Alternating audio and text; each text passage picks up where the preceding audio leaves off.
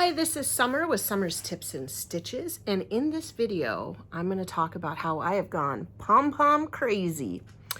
At the end of the video, or after I talk about the yarn stuff, I was going to give a little bit of an update on Flynn. So if you're interested in that, you can stick to the end.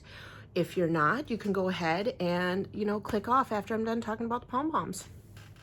So one of the things that I bought when I was with my sister, which I actually forgot to mention in the video, was I went and bought, I just threw one, the Clover pom-pom makers. Now, if I remember, in the description box below, I'll put a link to the other pom-pom maker video I have.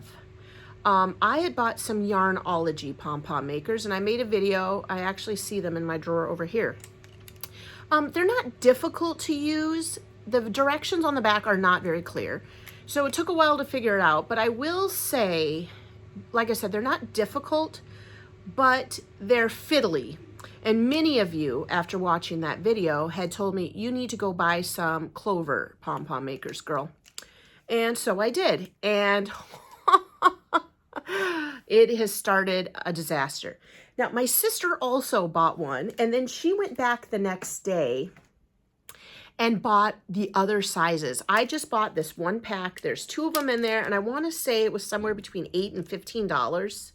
I don't remember exactly, and I don't necessarily know where my receipt is off the top of my head. And I have gone pom-pom crazy. I currently...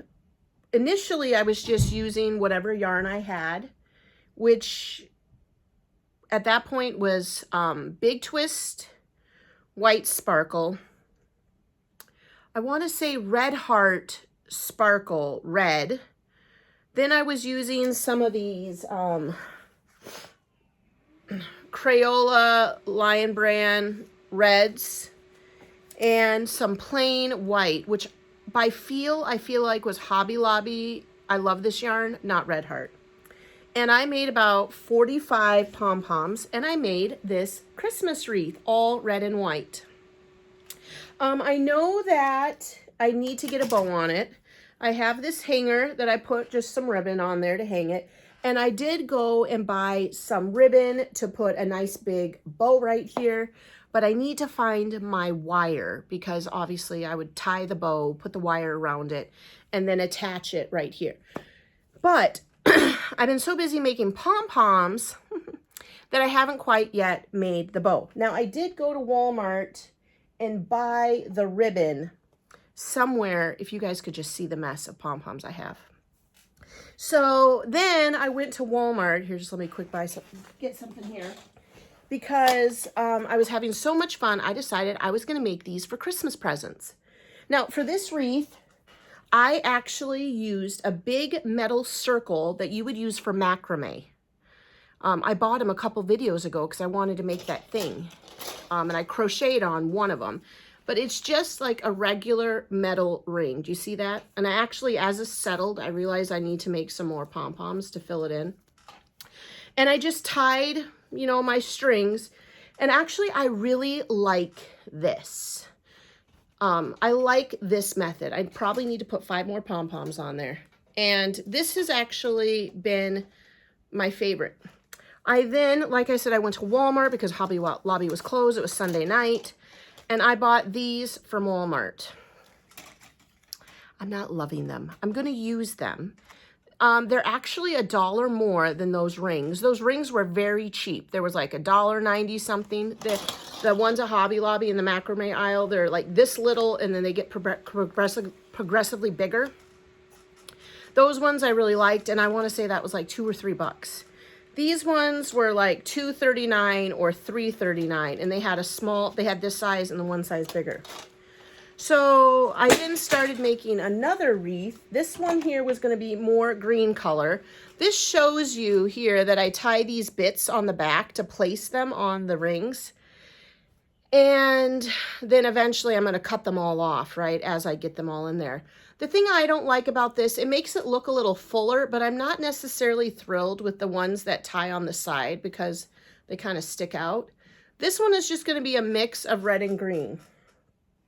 You guys are not going to believe this when I tell you that this bag is mostly full with pom-poms. I am also going to show you all a few pom-poms. Like I said, the bulk of my yarn that I was using initially was Big Twist, Red Heart, and some of that Crayola yarn. I'm going to take the hat off because I'm just getting too hot. I wanted to wear this. This is my towhead hat. The pattern's on Ravelry, and you make it with sock yarn. But this is a merino wool. I only make merino wool hats for myself. I don't make them for kids. And my head was starting to sweat. Okay, so back to this. Then when I was running out of the yarn, when I went to Walmart to get the rings, I got more Red Heart. I got a plain green Red Heart. And I got a plain red. And this one actually is Mainstay. I got the Mainstay. And then I also got a Mainstay white. And then the last thing I got, which I was really thrilled of, and I'm running out, is this variegated. And this is a Red Heart, and it's called Mistletoe. And it's the red, you can't see very much white. There you go. Here you go. Red, white, and green.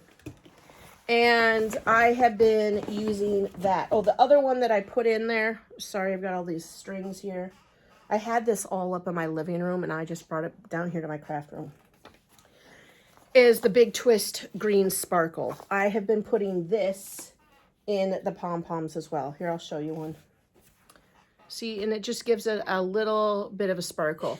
The green Red Heart, or green Big Twist Sparkle has a gold sparkle to it.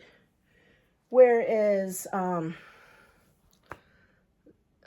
this white one, this red one here, this is a remnant of yarn that I don't know where or what it was. It was just a ball I had.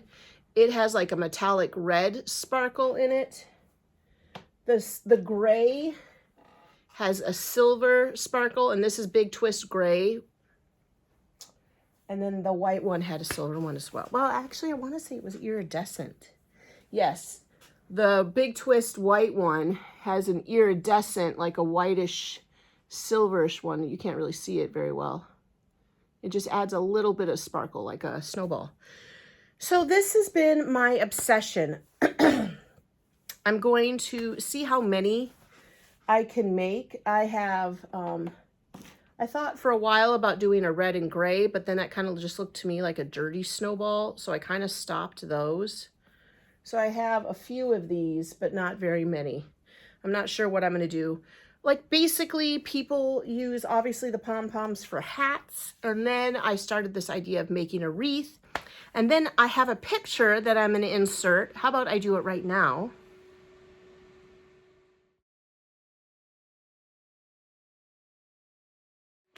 That wall decor is what my sister made with her pom-poms. She said she got the stick out of her backyard, and she took some sandpaper and kind of like roughed it up to get like the debris off the outside of it. And then she made that like pom-pom wall art for her daughter's room.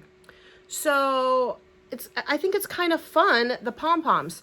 Typically I don't use these kind of pom-poms on kids' hats, because when the kid goes to take the pom-pom off their hat, they grab it and they pull.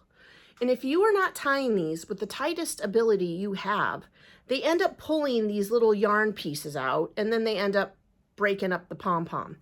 That's why I like to do the snappable faux fur pom-poms. But yeah, that has been my my go-to for the last, well, since my sister left. Friday, Saturday, Sunday, Monday, Tuesday, and now we're into Wednesday. Flynn was absent because he was sick one day last week, and he got a little bit behind in his work. And I sat with him at the kitchen table while he did his homework, making pom-poms.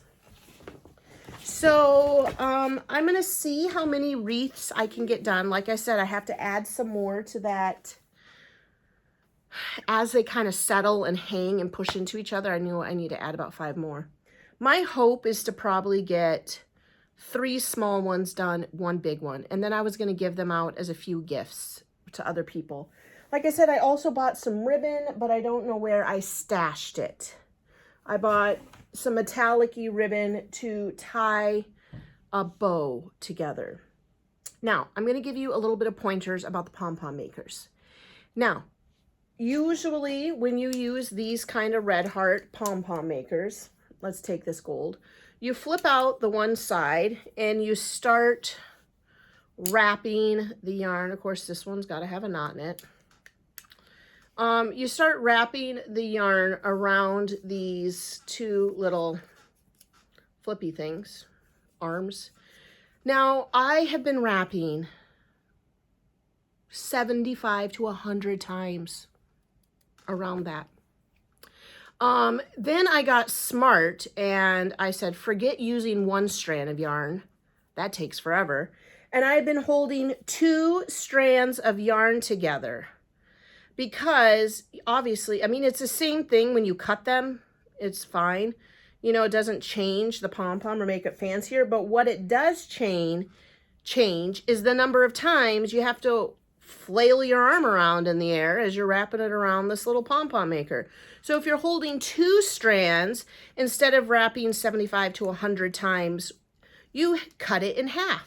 You do 50 because you now are wrapping 2 strands of yarn. It's a little fiddly at first. You just tuck that beginning bit in and you just make sure that you really cover your, you know, pom-pom maker. You don't want to leave any gaps like that. And then once you're done, you fold that up. Then you wrap the other side. Now, I will say the second little advice, the first one being, if you can do multi-strands, that's the best. So because I didn't figure that out right away and I bought that mistletoe yarn, I get the same effect. This is the mistletoe yarn mixed with a red. Do you see that? This is the mistletoe yarn mixed with a white. I get that same effect if I hold, and you guys can't even believe this, 3 strands of this other yarn, of the plain red, the plain green, and the plain white. Now, the reason I'm telling you this is because the mistletoe yarn, variegated, some of you may know this, has less yardage on it than the full skeins of solid red, solid green, solid white. And so when I have this much left of the white, I only had this much left of the variegated. And you honestly can't tell the difference in the pom-poms between the ones. The only thing that you can tell a little bit different, if I'm being completely honest, is the green in the mistletoe yarn is not, I think, a very green. It's kind of a bluish green. So my advice is to use more than 1 strand of yarn, okay? More than 1 because it goes quicker with the wrapping, and don't bother with the variegateds. Just hold more than 1 strand of yarn together that's a different color. So instead of getting less yards for the same price for this multicolored, get the solid colors and hold them together, okay? That is my big advice. The sequins, those seem to all be about the same yard. Or when I say sequins, I mean the sparkle yarn. This is a Big Twist Twinkle, 380 yards. This is the solid red, or mainstay red, and this is 397 yards. So there's a little bit more, but not the same distinction of the mistletoe. How many is in the mistletoe? The mistletoe, 236. See what I mean? It's almost like 100 and some yards less. So, first advice, hold multi-strands together. Don't mess around with the variegateds. Just hold 2 strands. And then you can make your own variegated, right? Let's say it's Valentine's Day and you can do a pink and red together. And you can make a Valentine's Day pom-pom wreath. Okay, my second advice is get yourself some really good scissors. Because I'm going to tell you, and I probably wouldn't use like your fabric scissors, because cutting through that many strands of yarn, 100 pom-poms layer, has dulled my scissors. Yeah, I know, it's terrible. I started out using these. I got these in a yarn yay. They're like the Eiffel Tower, and they were fairly sharp.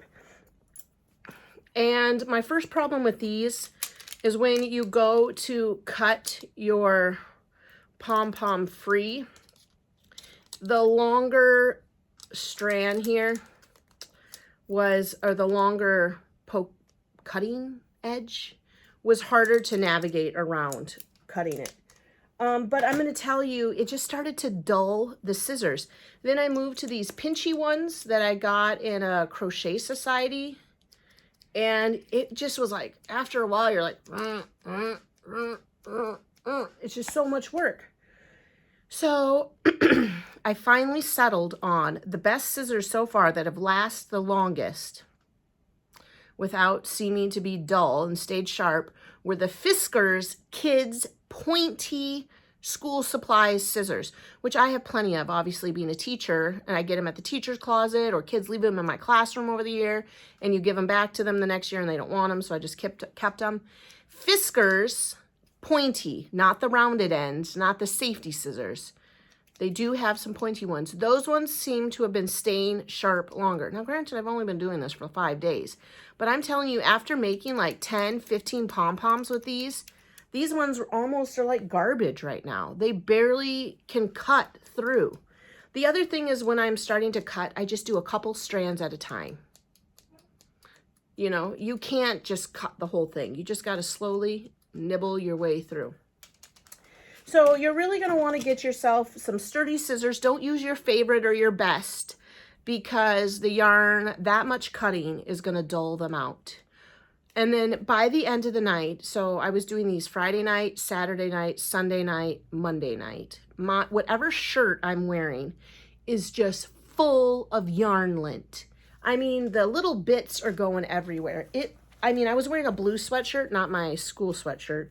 I was wearing a different one. And the whole front of it was just covered in red niblets. It was terrible. So, you know, you'll have to wash it right away. Don't be wearing your favorite sweatshirt that you like to put on every time you head out to the store, unless you plan on washing it immediately afterwards. So, yeah, I think it's going really well. I am like surrounded in pom-poms right now. Maybe I can show you guys. I mean, look at that area. It's just all pom-poms and yarn, half yarn containers. Down here on the floor, some other second and third choices. Oh, it got caught. Just a second, you guys. I'm coming back. Was that? Nope, it got caught again. I was going to use some Big Twist Silver, but like I said, I felt like it really looked like dirty snowballs. And then I also have this Big Twist Green here. This to me kind of looked like pea green, not Christmas green. And then the other thing I was going to get, which I haven't because it's way down there.